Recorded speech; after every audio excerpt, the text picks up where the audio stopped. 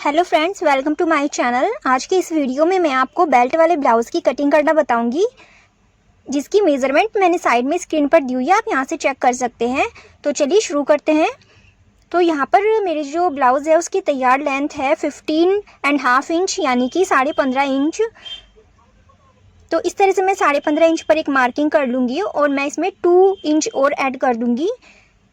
यहाँ पर मैंने 2 इंच ऐड इसलिए किया कि जो 1.5 इंच है वो नीचे से फोल्ड होने में चला जाता है और आधा इंच ऊपर शोल्डर में सिलाई में चला जाता है।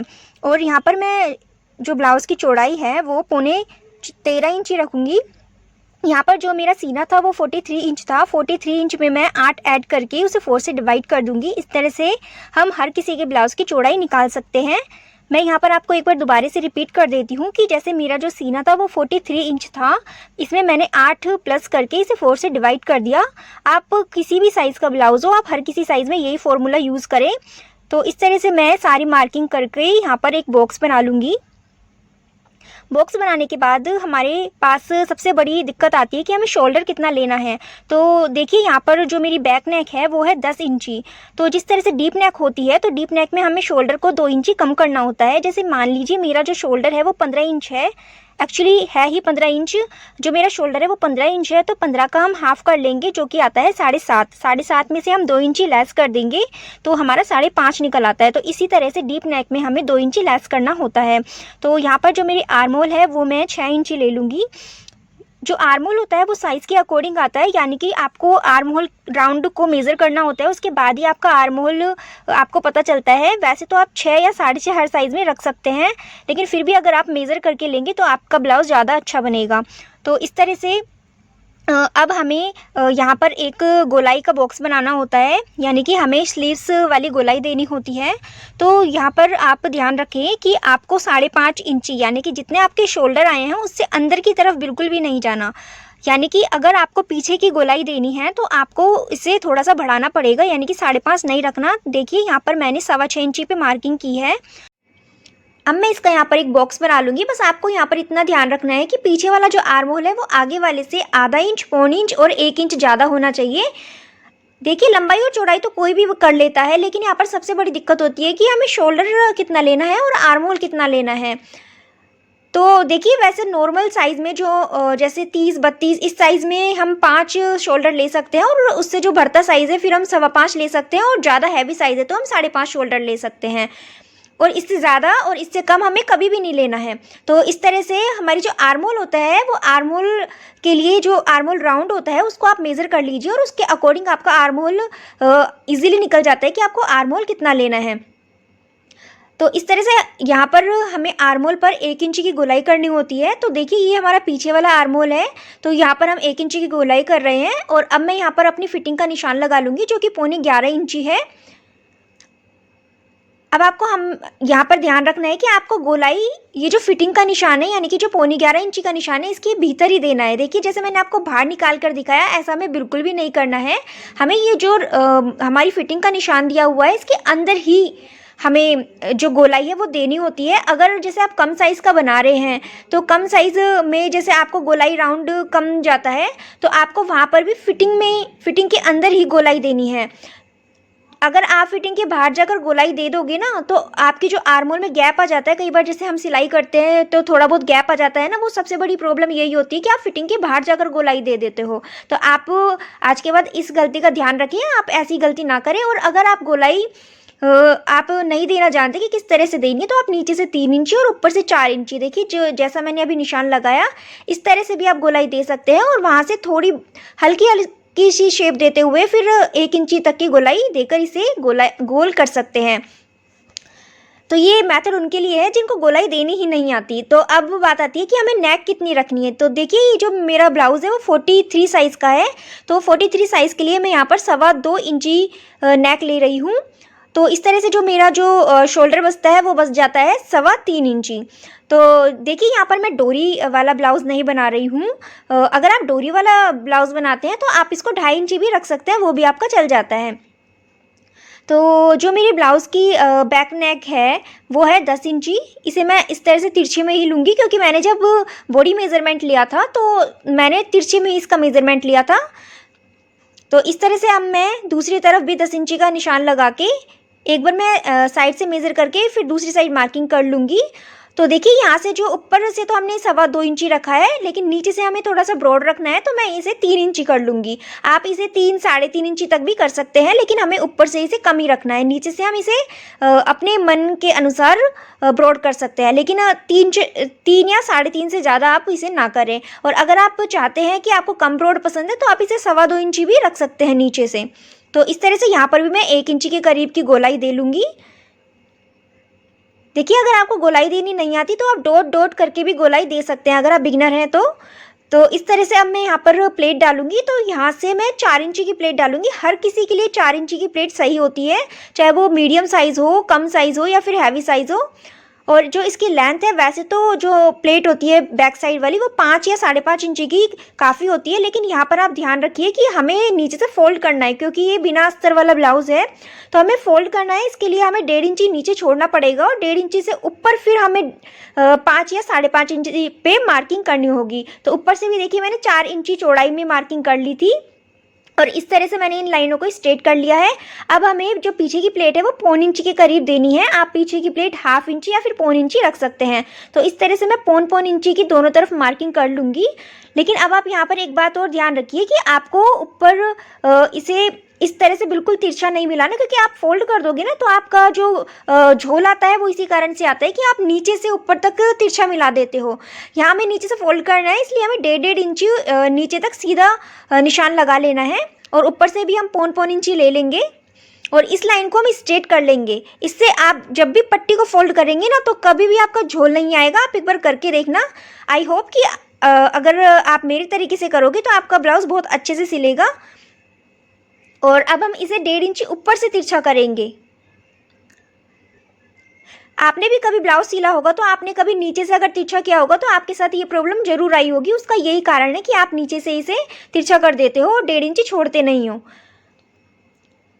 अब हमें शोल्डर को डाउन करना है। तो जैसे हम डोरी वाला ब्लाउज बनाते हैं तो हम आर्महोल वाले साइड से हम जो ये शोल्डर है इसको डाउन कर लेते हैं, लेकिन हम यहाँ पर डोरी नहीं लगा रहे हैं तो हम नेक वाली साइड से इसे 1/2 इंची के करीब डाउन कर लेंगे। देखिए अगर हमने नेक वाली साइड से इसे डाउन कर लिया तो हमें डोरी लगाने की ज़रूरत बिल्कुल भी नहीं पड़ेगी। तो यहाँ से हम नेक वाली साइड से 1/2 इंची डाउन कर लेंगे शोल्डर को।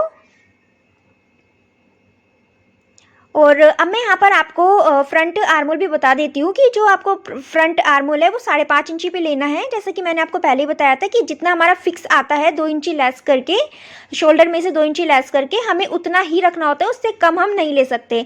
और एक गलती और आप यहाँ पर करते हो कि आप जब भी ये लाइन खींचते हो, जो आगे वाले आर्मोल के लाइन खींचते हो, तो आप इसे ऊपर से ही तिरछा कर देते हो, जो आपके शोल्डर में जब आप जॉइंट लगाते हो ना तो गैप का कारण बन जाता है। तो आपको क्या करना है, 1/2 इंची तो एकदम स्ट्रेट रखना है, यहाँ पर कुछ भी नहीं करना। 1/2 इंची के नीचे आपको फिर यहाँ पर स्ट्रेट करना है। तो इस तरह से करने के बाद हम यहाँ पर इसकी कटिंग कर लेंगे। अब आपको यहाँ पर एक बात और ध्यान रखनी है कि आपको अभी बैक नेक की कटिंग नहीं करनी है। अगर आप अभी बैक नेक की कटिंग कर दोगे तो जब आप फ्रंट हिस्से की कटिंग करोगे ना तो आपको बहुत दिक्कत आएगी। तो इस तरह से अब हमें आगे वाले हिस्से के लिए बेल्ट की कटिंग कर लेनी है। तो यहाँ पर जो मेरी बेल्ट है वो 5 इंच का कपड़ा मैं चौड़ाई में इसे ले लूँगी। और हमें ये ध्यान रखना है कि हमारी जो किन्नी से किन्नी है वो मिली हुई होनी चाहिए, ये ऊपर नीचे बिल्कुल नहीं होनी चाहिए।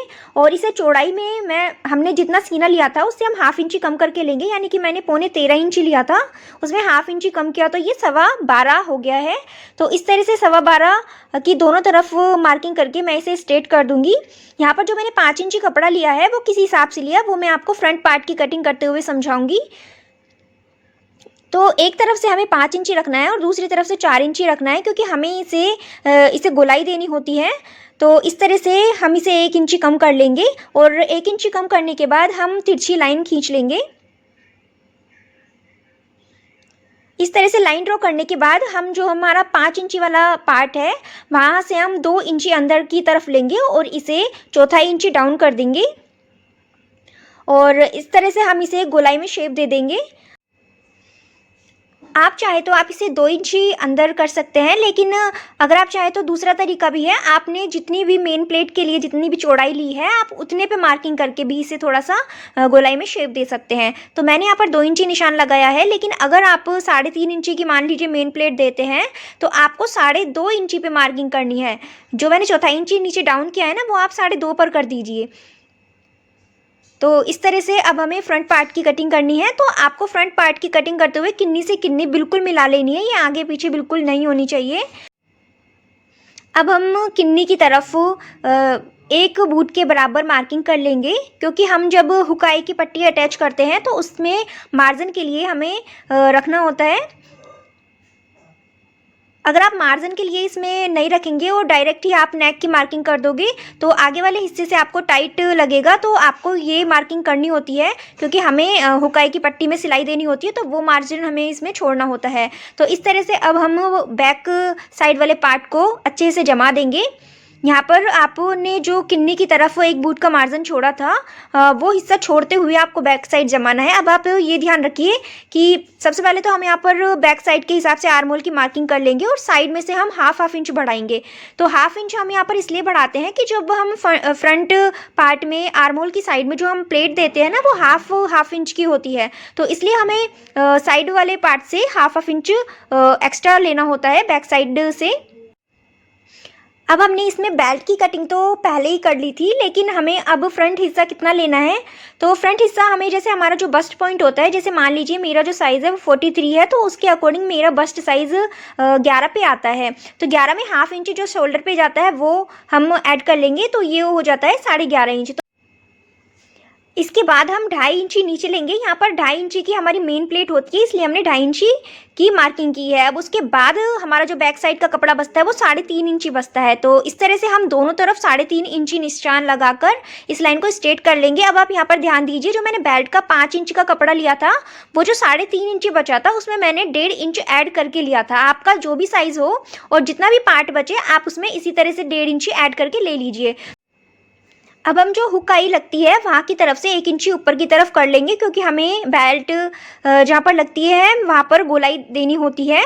तो इस तरह से हमने 1 इंची ऊपर उठा लिया। अब मैं यहाँ पर 4.25 इंची की मार्किंग करूँगी, क्योंकि मेरे साइज़ में जो मेन प्लेट होती है वो 4.25 इंची पे आती है, और फिर मैं इसे 1 इंची अंदर की तरफ कर लूँगी। देखिए यहाँ पर मैंने 1 इंची अंदर की तरफ जो किया है, वहाँ से मुझे तिरछा निशान देना है। यहाँ पर अगर आप 4.25 इंची से ही तिरछा निशान दे देंगे तो आप जैसे प्लेट को जोड़ते हैं ना, तो उसमें गैप आ जाता है। लेकिन अगर आप 1 इंची अंदर जाके फिर इसे तिरछा निशान देते हैं ना, तो ये गैप की प्रॉब्लम कभी नहीं आएगी। जैसे मेरी जो प्लेट है वो है 4.25 इंची, तो मैंने 3.25 इंची पीछे से तिरछा निशान दिया है। जितनी भी आपकी प्लेट है आप उससे 1 इंची कम या फिर 1.25 इंची कम करके आप उसे तिरछा निशान दे दीजिए। अब मैं बैक नेक को रखकर ही फ्रंट नेक की कटिंग कर लूँगी। तो यहाँ पर मेरी साइज़ के हिसाब से जो नेक आती है वो 6.5 या फिर 6.25 इंची पे आती है।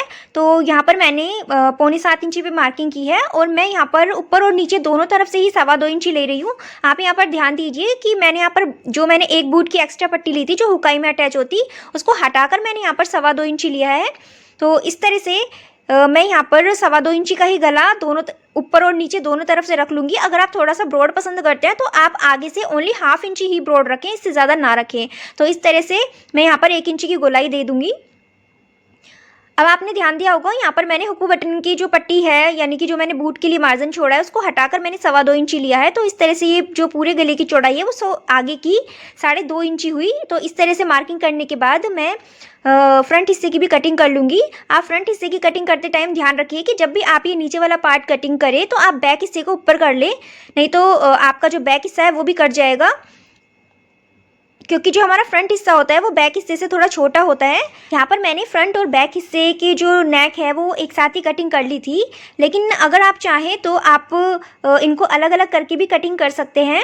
अगर आप फ्रंट और बैक को अलग अलग करके कटिंग करेंगे तो इससे आपको ज़्यादा बेनिफिट होगा। इससे क्या होगा कि जो बैक नेक जैसे आप डीप होती है, तो डीप नेक की कटिंग एक साथ ही कर दोगे ना, तो जैसे आप हुकाई की जो पट्टी लगाते हो, ये जो बैक नेक की जो आपने कटिंग करी है वो उस पट्टी के लिए काम आ जाती है। तो इस तरह से आप इसे अलग अलग ही कटिंग करें। मैंने इसे एक साथ कर दिया था, लेकिन आप इसे अलग अलग करें। तो अब हमें बैक साइड मार्किंग करनी है जो हमने प्लेट दी है। तो ये मार्किंग करने का सबसे अच्छा तरीका है कि आप नीचे प्लेट पे कुटका लगा लें, जैसे मैंने अभी लगाया था, और ऊपर इस तरह से कैंची को घुमा दें जहाँ पर आपका जो मेन प्लेट का जो पॉइंट है।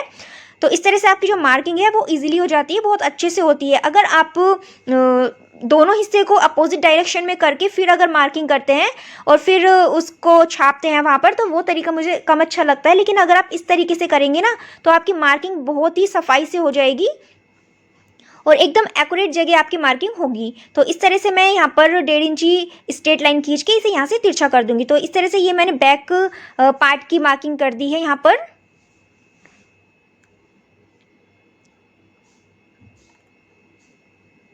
और अब मैं फ्रंट हिस्से में इस तरह से प्लेट की मार्किंग कर दूंगी। तो फ्रंट हिस्से में प्लेट किस हिसाब से दी जाती है ये भी मैं आपको बताऊंगी, लेकिन उससे पहले हमें जो हमारा फ्रंट का आर्म होल है उसकी कटिंग अभी हमने नहीं की है। ये हमने बैक का जो आर्म होल था उसके हिसाब से ही यहाँ पर मार्किंग की थी।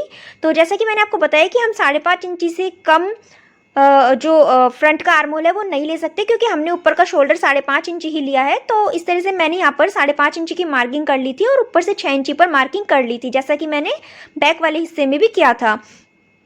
तो यहाँ पर देखिए मैं बिल्कुल ऊपर से इसे तिरछा नहीं कर रही हूँ। मैंने यहाँ पर 1/2 इंच शोल्डर की सिलाई के लिए छोड़ दिया है और उसके बाद ही मैंने यहाँ पर इसे तिरछी मार्किंग की है।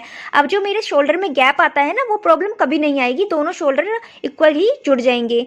तो इस तरह से जिन्हें गोलाई देनी नहीं आती, ऐसा मैंने पहले भी बताया है कि आप नीचे से 3 इंची और ऊपर से 4 इंची की मार्किंग करके वहाँ तक गोलाई इजीली दे सकते हैं। और गोलाई हमेशा आप 1 इंची की ही दीजिए, और जो गोलाई है वो आपकी फिटिंग के अंदर ही आनी चाहिए।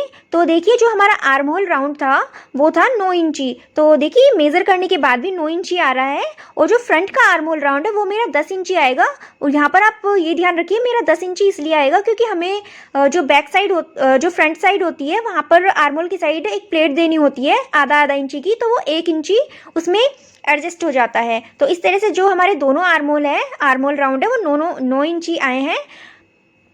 आप यहाँ पर इस बात को और ध्यान रखिए कि आपके जो बैक और फ्रंट के दोनों आर्म होल है वो इक्वल होनी चाहिए, उनमें अंतर नहीं होना चाहिए। जैसे आप आर्म होल राउंड को मेज़र करें तो दोनों इक्वल आते हैं, आधा या फिर चौथाई इंची का अंतर हो सकता है, लेकिन उससे ज़्यादा अंतर है तो आपने कहीं ना कहीं मिस्टेक करी है। तो इस तरह से हम दोनों पार्ट को रखकर, यानी कि आगे और पीछे के पार्ट को रखकर, अब हम जो नेक हमने डाउन किया था उसको कट कर लेंगे।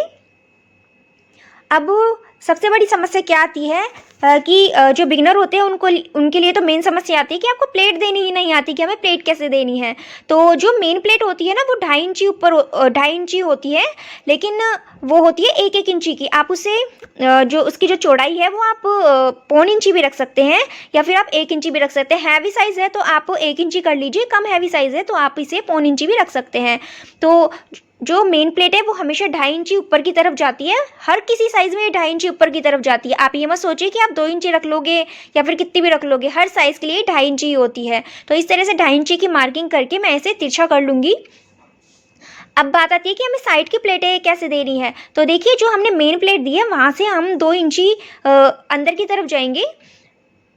तो इस तरह से हम यहाँ पर रखकर मेन प्लेट पे इसको रखकर 2 इंची अंदर की तरफ जाएंगे। अगर आपका साइज़ कम है तो आप 1.5 इंची अंदर की तरफ जाइए, और अगर मीडियम साइज़ है तो आप 1.75 इंची भी जा सकते हैं। तो इस तरह से हमने दोनों साइड 2-2 इंची बाहर की तरफ मार्किंग कर ली है, और अब मैं इसे हाफ इंची ऊपर की तरफ उठा लूँगी। ध्यान रखिए मैंने जो मेन प्लेट से बाहर की तरफ 2 इंची मार्किंग की थी दोनों तरफ, उससे मैंने 1/2 इंची और ऊपर की तरफ उठाया है, और फिर जो मार्जिन वाली साइड है वहाँ से मैं 1.5 इंची ऊपर की तरफ जाऊँगी, और ये जो पट्टी लगती है यहाँ से भी मैं 1.5 इंची ऊपर की तरफ जाऊँगी और इसे दोनों को तिरछा कर लूँगी।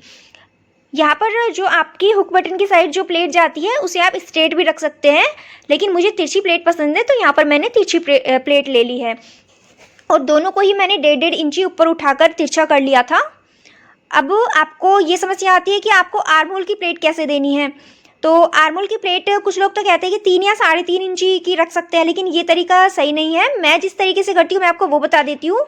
ये जो मेन प्लेट और जो दूसरी साइड वाली प्लेट है इसके हमें सेंटर पॉइंट निकाल लेना है। तो इस तरह से उसका सेंटर पॉइंट निकालने के बाद हमने दोनों तरफ से मेज़र कर लिया कि ये 5.5 इंची आ रहा है, तो हमने ऊपर से भी 5.5 इंची पे निशान लगा दिया। और अब हम इधर से भी 2 इंची ही लेंगे, यानी कि जैसे अगर आपका कम साइज़ है और आप 1.5 इंची ले रहे हैं तो आप उधर से 1.5 इंची ही मेज़र करें। तो इस तरह से 1.5 इंची मेज़र करने के बाद मैं इसे तिरछा कर लूँगी। तो इस तरह से ये जो मेरी प्लेट है वो 4 इंची के करीब बैठी। और हम इसे कितना तिरछा करेंगे ये समस्या भी सबसे ज़्यादा आती है। तो देखिए ये जो आर्महोल राउंड है, ये जहाँ से गोलाई स्टार्ट होती है, ये देखिए ये गोलाई जहाँ से बन रही है वहाँ से मैं इसे तिरछा कर दूंगी। और थोड़ा बहुत ऊपर नीचे ये हो सकता है, इसमें कोई प्रॉब्लम नहीं आएगी। तो इस तरह से हमारी फ्रंट साइड की प्लेट की मार्किंग भी हो चुकी है। तो देखिए ये इस तरह से अगर आप प्लेट डालेंगे तो बहुत ही अच्छे तरीके से बैठेगी। अगर आपका कम साइज़ है तो आप इनके बीच का गैप कम भी रख सकते हैं। अब हमें इसी मार्किंग को दूसरे पार्ट पर भी करनी है, तो इसके लिए मैं यहाँ पर कुटका लगा लूँगी। तो जहाँ जहाँ पर मैंने लाइन खींची है वहाँ पे मैं इस तरह से छोटे छोटे कुटके लगाऊंगी। आप यहाँ पर ध्यान रखिए, आप यहाँ पर बड़े कुटके ना लगाएं, क्योंकि जब आप सिलाई करेंगे तो फिर आपको प्रॉब्लम आएगी। तो इस तरह से जहाँ पर हमारी प्लेट ख़त्म होती है वहाँ पर मैं कैंची की नोक से मार्किंग कर लूँगी। इससे जो हमारी प्लेट है उसकी मार्किंग करना बहुत ही आसान हो जाता है। तो जल्दी जल्दी से मैं यहाँ पर मार्किंग कर लेती हूँ।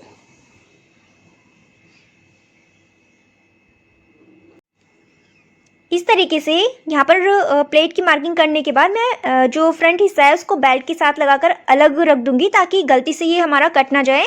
अब हमारे केवल स्लीव्स की कटिंग बची है। तो हमारे साथ बहुत ज़्यादा प्रॉब्लम होती है कि हम स्लीव्स की कटिंग कैसे करें, क्योंकि स्लीव्स की कटिंग कभी भी परफेक्ट बैठती ही नहीं है। तो आज मैं आपको एक ऐसा तरीका बताऊंगी कि आपकी जो कटिंग है वो कभी गलत होगी ही नहीं, चाहे आप बिगनर हो या फिर, क्योंकि बिगनर को सबसे ज़्यादा समस्या आती है।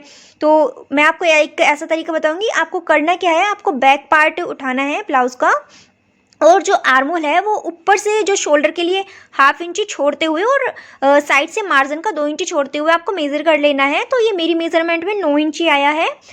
तो 9 इंची में हमें 2 इंची मार्जिन का ऐड करना है। तो हमें जो चौड़ाई में कपड़ा चाहिए होता है स्लीव्स का वो 11 इंची चाहिए होता है, लेकिन हमारा ये 9 इंची आ रहा है। हमें इसमें जॉइंट लगाना है।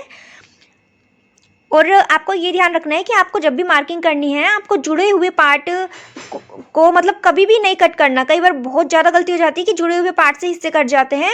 तो मुझे जो लेंथ है वो 9 इंची रखनी है। तो यहाँ पर मैं 11 इंची पर मार्किंग कर लूँगी, क्योंकि ऊपर से हमारा 1/2 इंची सिलाई में जाता है और 1.5 इंची नीचे से मुड़ने में चला जाता है। तो इस तरह से यहाँ पर अब मैं ऊपर से 3.5 इंची पर मार्किंग कर लूँगी।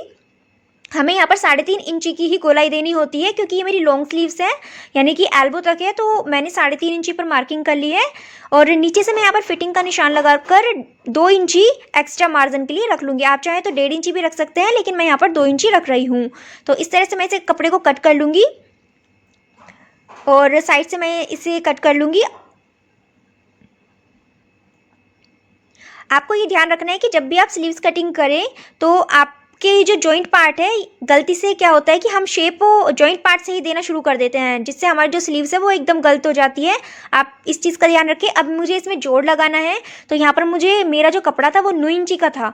तो 9 इंची के कपड़े में हमें 2 इंची का जोड़ लगाना है। तो हमें एक्स्ट्रा 3 इंची का कपड़ा चाहिए होता है, क्योंकि हमें 1/2 इंची की जो है वो सिलाई में चला जाता है। तो 3 इंची का कपड़ा हम ले लेंगे, यानी कि 1 इंची बढ़ाकर ही हम कपड़ा लेंगे।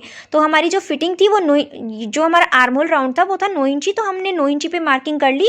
और ऊपर से देखिए, ऊपर किनारे पे से हमने 1 इंची अंदर की तरफ जाकर इसे तिरछा कर देंगे। लास्ट तक हम इसे तिरछा कर देंगे।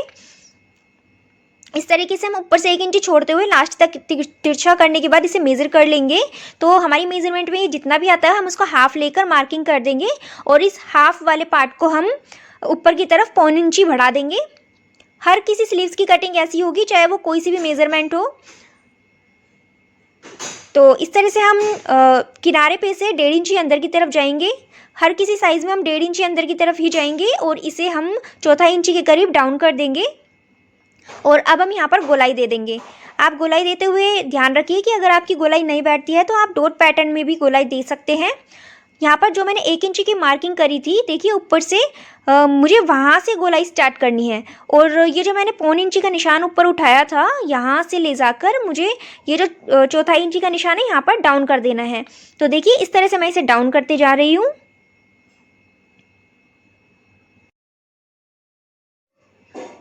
अब देखिए हमें यहाँ कॉर्नर से 2 इंची डाउन जाना है और उसके बाद ही हमें तिरछा करके इसे मिला देना है। अब आप क्या गलती करते हैं कि आप ऊपर से ही इसे तिरछी मिला देते हैं, जिसकी वजह से जब भी आप स्लीव्स को आर्म होल में अटैच करते हैं ना, तो आधा या फिर 1 इंची का गैप आ जाता है, जिससे सिलाई देने में काफ़ी दिक्कत आती है। तो इस तरह से आपको 1 या 2 इंची नीचे जाकर फिर इसे तिरछी मार्किंग करनी है। अब हमें नीचे से जितना फोल्ड करना है उतनी मार्किंग कर लेनी है। तो यहाँ पर मैंने 1.5 इंची का कपड़ा छोड़ा था, तो 1.5 इंची पे मैं मार्किंग कर लूँगी और 1.5 इंची तक ही मैं इसे तिरछा कर लूँगी, ताकि जब भी हम कपड़े को फोल्ड करें तो हमारा गैप ना बने। अगर आप बिल्कुल तिरछा कर लेते तो आप जब भी फोल्ड करते तो साइड से, दोनों साइड से गैप आ जाता। तो अब मैं इनकी कटिंग कर लूँगी। यहाँ पर मैंने जो ये 3 इंची का कपड़ा जोड़ा है वो मैंने 1/2 इंची ऊपर चढ़ाकर स्लीव्स पर रखा था और अब मैं इसे बाद में जॉइंट कर लूँगी। अगर आप चाहें तो पहले भी कपड़े को जॉइंट करके, यानी कि जो 3 इंची कपड़ा है वो आप पहले ही जॉइंट कर लें और उसके बाद फिर आप कटिंग कर सकते हैं। लेकिन यहाँ पर मैंने पहले ही 1/2 इंची ऊपर चढ़ाकर इसे कटिंग कर ली है। तो इस तरह से यहाँ पर मैंने शेप दे दी है। इस तरह से मैं अब इसमें कुटका लगा लूँगी। आप ध्यान रखें, आगे के हिस्से की शेप देने से पहले ही आप इसमें कुटका लगा लें। अब मैं मार्जिन वाली साइड से 2 इंची या फिर 2.5 इंची छोड़ दूँगी। अब आपको ये समस्या भी देखने को मिलती होगी कि आर्म होल में आपके गैप आ जाता है। आप आर्म होल की कटिंग अच्छे से करते हैं लेकिन आर्म होल में फिर भी गैप आ जाता है। तो आप क्या करते हैं कि स्लीव्स की कटिंग 2 या 2.5 इंची का मार्जिन छोड़ने से पहले ही आप स्टार्ट कर देते हैं, जो गैप का कारण बन जाती है। तो आपको क्या करना है, 2 या 2.5 इंची का मार्जिन छोड़ना है और उसके बाद ही आगे की शेप देनी है। तो अभी मैंने आपको आगे की शेप देते हुए दिखाया था। यहाँ पर मैंने 2 या 2.5 इंची का मार्जिन छोड़ा और उसके बाद मैंने बिल्कुल कुटके तक इसे गोलाई दे दी। यहाँ पर जो मैंने पीछे के हिस्से के लिए जो मार्किंग करी थी शेप देने के लिए, मैंने उस पर ही इसकी गोलाई पे कटिंग कर दी है। तो इस तरह से मैं इसकी कटिंग कर दूंगी। और अगर आपको फिर भी नहीं समझ में आया तो आप वीडियो को बैक करके देख सकते हैं मैंने इसकी गोलाई किस तरीके से की थी। और यहाँ पर मैंने 4 जॉइंट में से 2 जॉइंट जो पीछे वाले हिस्से के थे वो अलग हटाकर ही आगे वाले हिस्से की कटिंग की थी। तो इस तरह से यहाँ पर हमारी स्लीव्स परफेक्ट तरीके से तैयार हो चुकी है। अगर आप भी इस तरीके से करेंगे तो आपकी कभी भी ये मिस्टेक नहीं होगी कि आपकी जो स्लीव्स है वो अच्छे से अटैच नहीं होती या फिर आर्म होल में गैप आ जाता है। तो इस तरह से मैं इन सभी पार्ट को मिलाकर एक साथ रख दूंगी। तो फ्रेंड्स, अगर आपको मेरा ये वीडियो पसंद आया तो इसे लाइक कीजिए, शेयर कीजिए और सब्सक्राइब कीजिए।